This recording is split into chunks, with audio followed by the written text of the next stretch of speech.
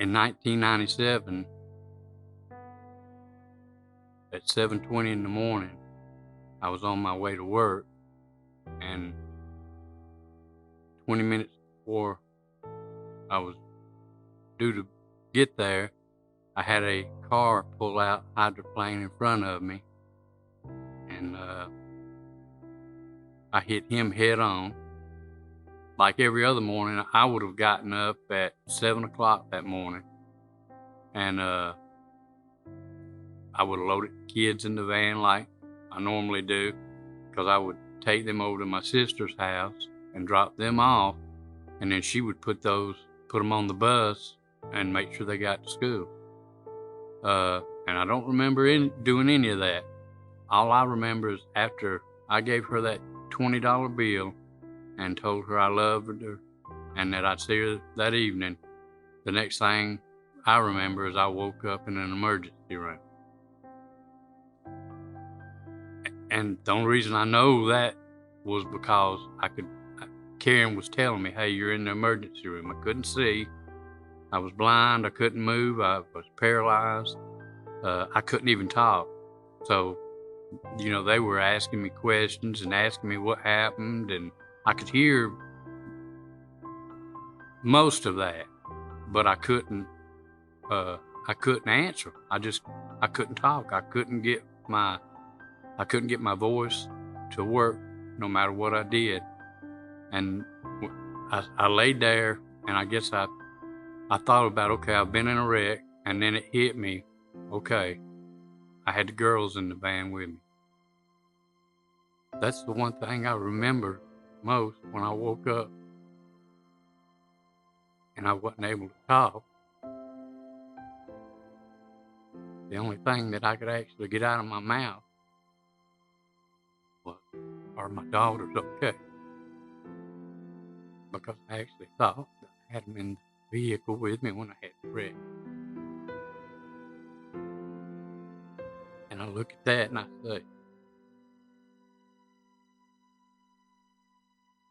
they had perished in that wreck with the daddy that never taught them about God, or the daddy that didn't tell them what the Lord could do for them, or where the Lord could bring them from. Where would they have been? A nurse come toting a bag out with all my belongings and give it to her. I was in surgery for 21 hours straight. One doctor would come in and do his procedure. Then the next doctor would come in and do his procedure. And then the next doctor would come in and do his procedure until they had everything done, and they had me patched up as well as you could get patched up. After the surgery, they pretty much put me in a coma that first week, where I would do nothing but just sleep and let my body rest, because I had broken so many bones. It made my blood go so crazy. I bled so much they had to, I guess they had to give me a transfusion 3 or 4 different times. It was probably 2 weeks after the wreck before I actually came to and was able to actually have a conversation with anybody. And even then, it was a short conversation, because I was still in so much pain that I could stay awake maybe for 30 minutes, and that would be all I could bear. That went on for about another week, and I finally got to where I could stay awake and tolerate the pain enough to where I could talk to them and actually ask what had happened. And they explained to me, you dropped the girls off, you were headed on the way to work, going up 154, and Lower Fayetteville Road is where the young man hydroplaned and spun out in front of me. And it happened so quick and so fast that they said that I didn't even have time to hit the brake. So I basically T-boned his car and drove right through it. And it killed him instantly. I didn't know the Lord then. I was not a believer in Jesus Christ then. I didn't have any hope or anybody like that I could turn to during that time.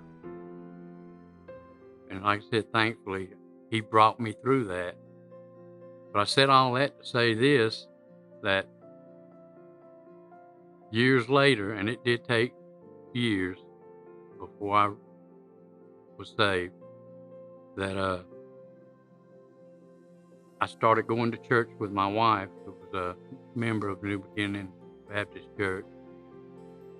And then on July the 29th is when he stripped all the lies that I had been blinded with. And I knew that if I'd have died then, where I would have been, where I would have went to, it wouldn't have been my good deeds that would have saved me. It wouldn't have been me thinking that I was a good person that would have saved me. It wouldn't have been my family. It wouldn't have been my friends that would have saved me. I would have ended up in hell. But for the glory of God and His mercy and His grace, I was unsaved. Everybody else's answer to that was, boy, God had His hand on you. Or the Lord was looking out for you. Or my grandmother said, son, the Lord had to be riding in the seat with you that day. And my answer to that back then was, I lived because of me. That's how I lived. That's how I made it through, was my answer back then. But sitting where I'm sitting at now and knowing what I know today, I know that everything those people said was true. The Lord had a purpose for me. I can't even think where my family would be right now if I hadn't lived then. My name is Tim Bradberry. I'm a deacon at New Beginning Baptist Church, Norwood, Georgia, and this is the story of my new beginning.